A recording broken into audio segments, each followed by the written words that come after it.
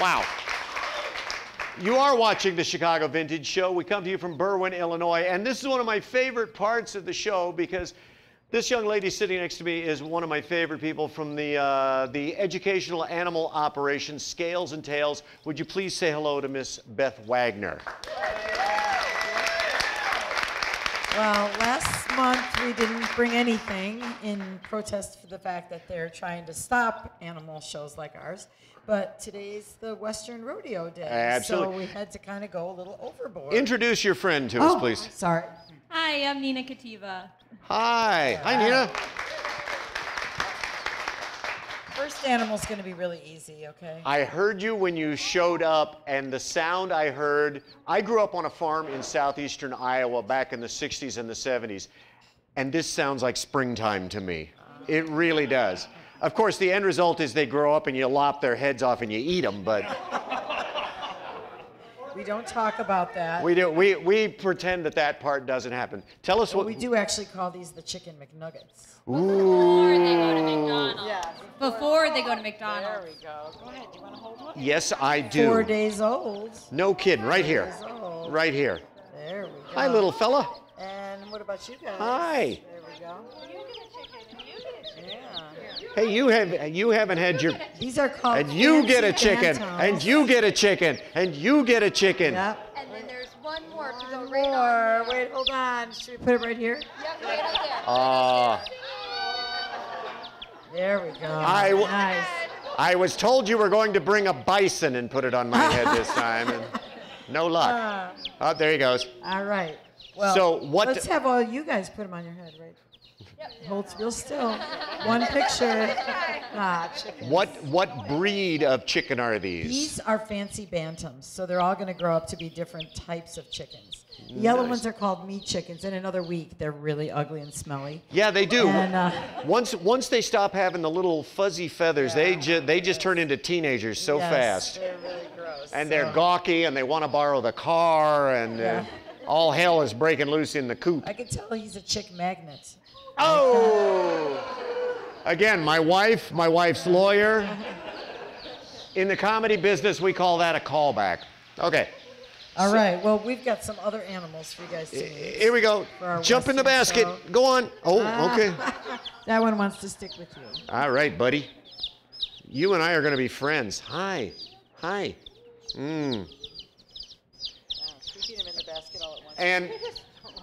And not to be too imprecise about it, that whole chicken with its head cut off thing, that's actually a thing, isn't it? They've got incredibly strong nerve endings, so when they run around, that's actually the ending reflexes. Wow. And if when humans pass away, they have reflexes too. Right, but we just make body noises and roll over. Anyway. We all poop. So those were little bantam chickens. What do we have? Well, now we're going to feed somebody. Ooh. Here, and that's why we have some volunteers here. Is it chocolate? No. Here we go. Okay. I'm going to give you guys a couple pieces. And we're going to do one on the table with you first. Okay. Oh, boy. There you go. All right, well, we had a little preview when he jumped out just a minute ago. This is our baby potbelly pig right now. Ooh. And he's so cute, we had to do him now. Well, he's still a little baby. What? He's about 8 weeks old. I hope we're getting a close-up of the bag because it looks like the opening scene of a horror movie. There's just something breathing under the... Hey, buddy. This is Wilbur, and he's about 8 weeks old, and he comes from Massachusetts. And all pigs cry. Yeah. They Yes, always they do. go wee, wee, wee all the way home. Yes, they do. Oh, in fact, you want to tell them about the decibels? Oh, here, I'll tell you. 115. 115 decibels is what a pig squeals at, all right? And that is what, 3... Faster than an airplane. Yep. Here you go, the buddy. sound that the airplanes... Supersonic airplane. Yeah. Oh, you guys have some. Oh, what yeah. we're going to do is you're going to Okay, put your let's move hands the on the table. ground. Could you do that? Well, maybe we should move this table Absolutely. just a little bit out. Let's pull this feller out of the way. Yeah. Here we go. Because It's piggy roundup time on the program. So our pig is still suckling. So if you guys notice, I'm keeping it quiet by just placing my hand on its nose. This is a comfort thing for our pig, not a sad thing. Okay, you're gonna place your hands flat on the ground. And we're gonna put Wilbur down, and he's going to come right down and suck it up like a vacuum, okay? And if he doesn't, I will. Now, if he misses you, he will come back around again, and that means your dessert. Wow. We make something out of every part of the pig except for the oink. Now, as an old farmer myself, may I do something that you're going to say, this is insane, but this is how you pick up a pig on the farm. Honest to God. Now, the reason you pick them up this way is because if they are a boy pig and you want them to be an infertile boy pig and you need to castrate them, that's how you hold them. Our pig is not castrated. We are keeping him fully intact, and we plan to do that for a reason. I kind of was, just so you know. Yeah. No, well. We have a girl pig, and we are hoping to get little baby piglets. Ooh. Yeah. In a little while, in a couple of years, we might have piglets if anybody lives on a nice farm. These guys are not that easy to take care of, okay? They live, well, I had one that lived to, when Willie was 21. I raised my son with my pig. Piggy roast beef, the kids called him. And 20 years, guys, 20 years, all right? That's a long time to have a pig. And the bad ones live forever, okay?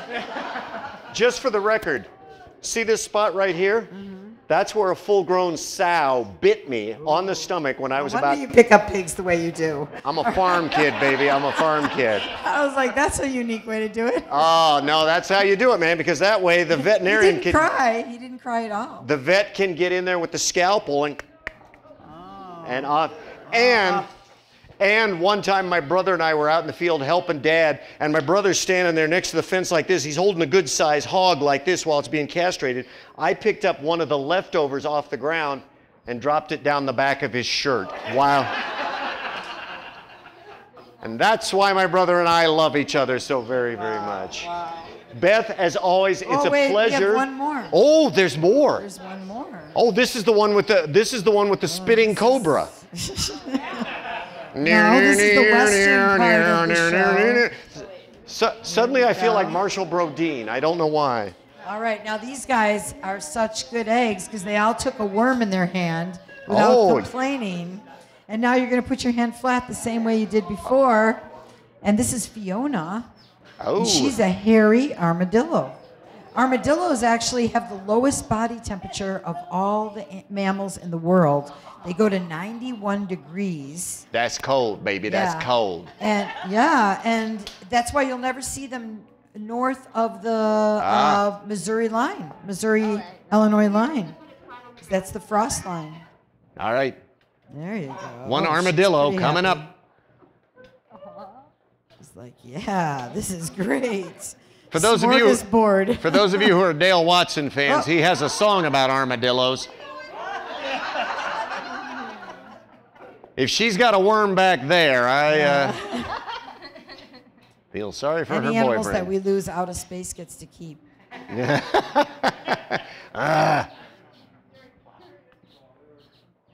The armadillo has like little nose hairs coming out of his... Oh, that's called a hairy armadillo. She has hairs everywhere. She really needs a shave.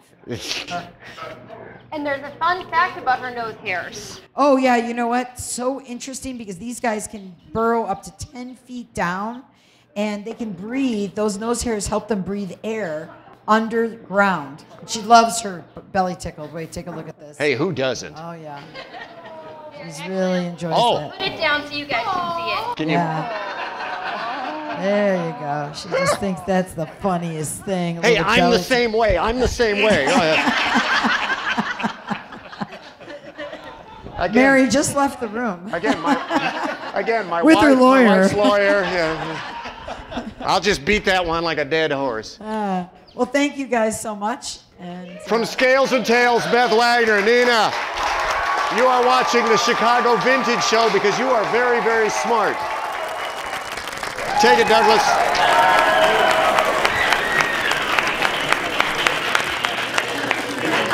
It's like a